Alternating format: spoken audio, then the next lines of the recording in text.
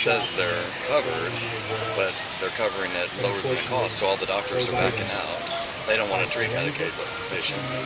Yeah, so you don't see any fix coming for that after? No, I think there will be. I mean, we have to go back to free market. I mean, that's the big thing. I mean, when you have all these, well, they screwed it up. I mean, really, because you have to have a balance of the young and but whenever you say to parents, oh, your children all the way up to 26 now don't have to get insurance and they can keep it under you.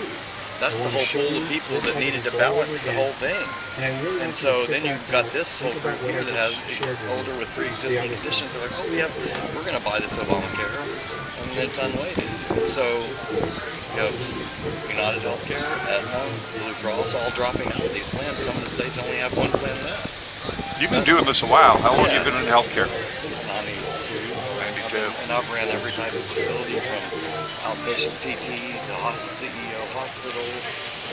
And now I'm working with Microsoft doing analytics, like healthcare analytics itself. So, yeah. I mean, and then not even talking about the government numbers, but you have deductibles so high, $10,000 deductibles.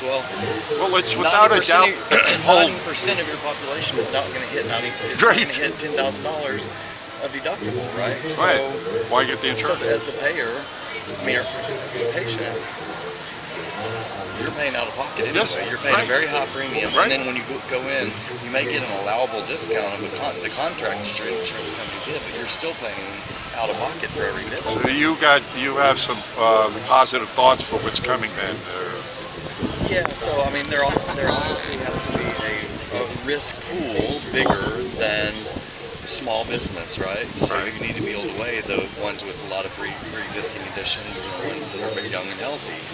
And so, like Speaker Ryan, I mean, he's talking about. If you were in charge, what would you do right now, immediately? Well, I would go back to supporting the insurance companies, but regulating how. I mean, because they did not lose a cent of profit. Right. This whole time, they had their actuaries doing all their numbers, and in fact, they got record profits over these couple of years. Yeah, that's right. But understand, I mean, I've talked to health insurance people out here that laughed at this. They were the only ones that benefited from this thing. I mean, I think there's probably some type of way to keep some of the Medicaid extension to where the uninsured have something, but Medicaid needs to get more in line with what Medicare pays, to where it's at least covering the cost.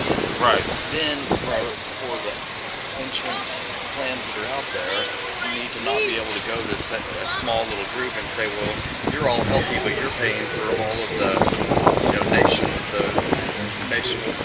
full of pre-existing. You got to make the numbers match, right? Right. So he's talking about statewide pool. So if you're an individual or if you're a small business, then you go into the statewide pool of everybody else doing it, and then you get a balancing of numbers. Right. How do you feel about his pick for the health?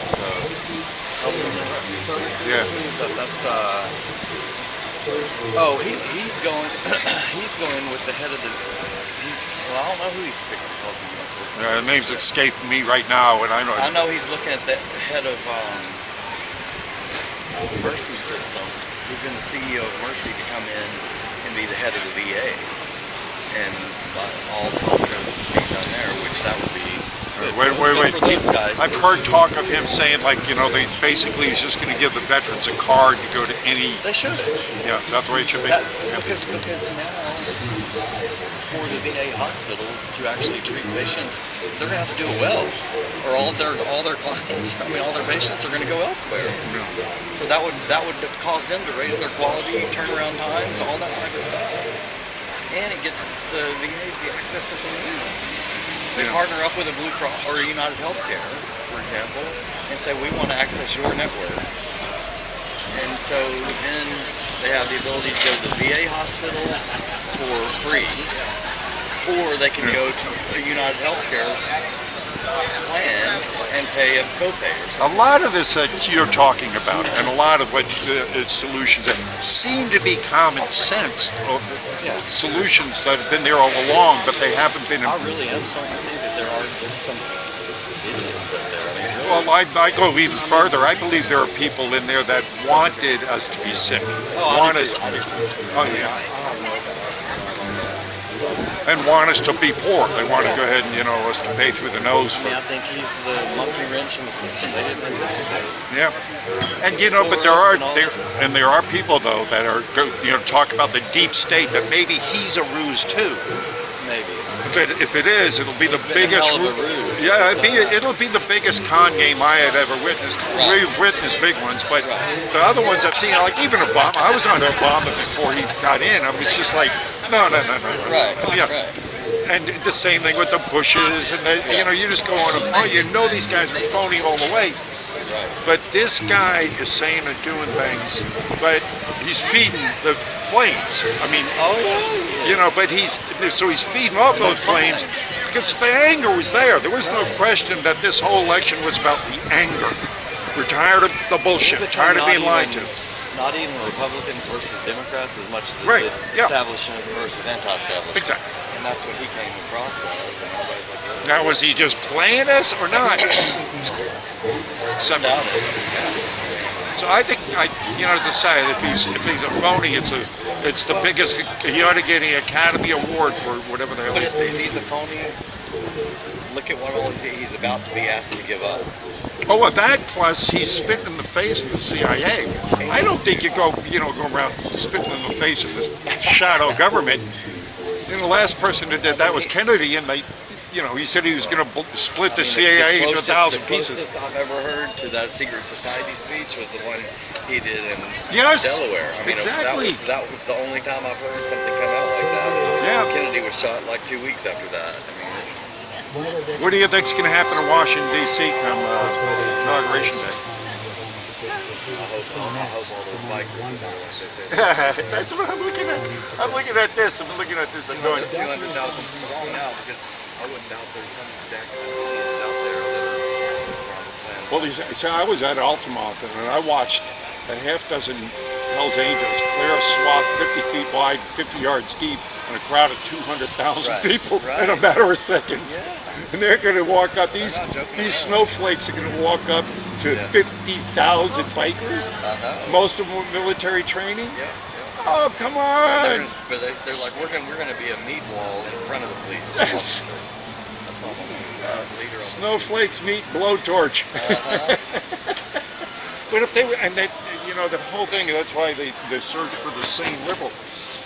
Obviously, a lot of them are going to be Soros-funded agitators. Yep. Mixed in with this. See, why isn't that guy? Okay. Why isn't he looking out? Why hasn't he been treated as public enemy number one? Because the criminals have been in charge for so long now. They have got. Putin's got it figured out. He's got a bounty on his head for multi-millions of dollars, dead or alive. Yeah. And this guy's here pulling the puppet strings of us. I mean, it's bullshit. Well, I'm hoping, like a lot of people are, that the pillars are really falling out from underneath long-standing criminal dynasties. Yeah, Rothschilds. Yeah. You see that too? You see, because they funded every world war. Yeah. It's crazy. I mean, it's crazy when you start thinking that's really real. Oh, I know. My thing, I get up every day and I start looking for the walls of this insane asylum. Yeah. Because the deeper you get into the deep state, the shadow government, behind it, people who really control things and see the secret societies. Right, that they exist, that they're there. I spoke yesterday to a Democratic data analysis strategist and a Harvard economics professor. Oh, really? And both of them didn't know the Bilderberg Group. Yeah. Now, here's two people that is the uninformed citizenry. But that's not citizenry. The Harvard professor and a guy that is a data he analyzes the data. He was getting into the nuances of like and loss and the small percentages well, come on, the whole Russian thing is that's what we're going to figure out. What do the Russians influence and how much a percentage, even if it's a slice, we got to know about it. I says you're nuancing yourself into bullshit. I've got stuff talking. I mean, I've got things going into 4chan chat rooms and stuff like that I saw firsthand. Yeah. Where this whole dossier or whatever was a freaking Yeah. kid in England. He is in England. Yeah. But he started thinking of shit. Total farm. He's like, I'm thinking, he said, I was watching Home Alone 2. Let me have some fun. I was watching Home Alone 2, and Donald Trump's in there, and the little kid staying in the thing with all the gold fixtures and all that kind of stuff. And he's like, man, I'm thinking about KGB. I'm like, let me write something. And he wrote this whole thing out in Microsoft Word, posted it up on 4chan, and then like it was months and months ago. But then he's like, got back on 4chan. He's like, holy shit, I woke up and the CIA has my document. I thought, what?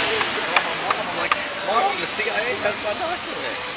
And we're sitting there treating it like this is a damn international conspiracy and all that. And but they won't get down to the specifics of, it's an unknown English spy and stuff like that.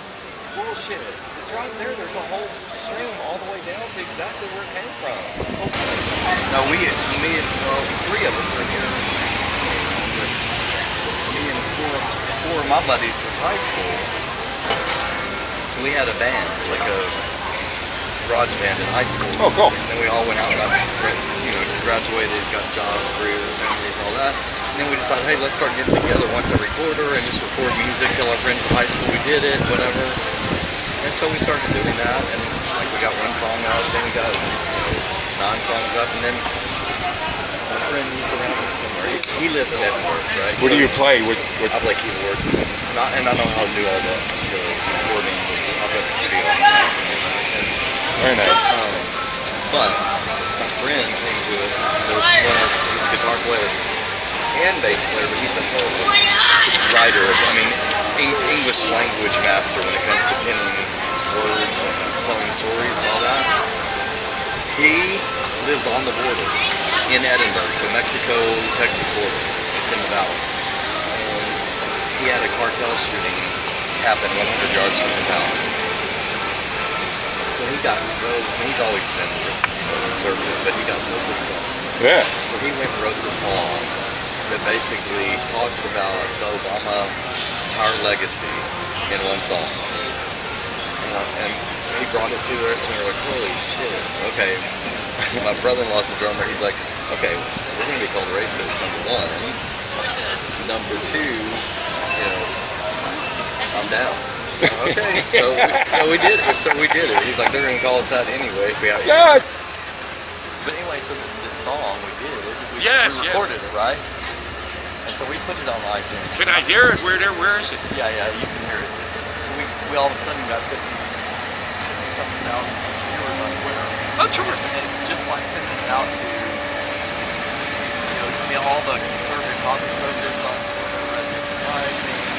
Oh, perfect. InfoWars, followers, and all that.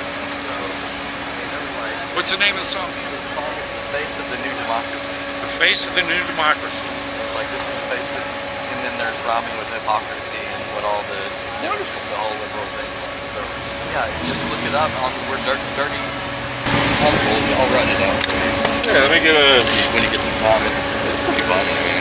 Oh yeah. But honestly, we got Willie Nelson. I read yesterday put out a song inspired by Trump. So we're all going to pod or something. That's on his new album. I just read that last night, I think.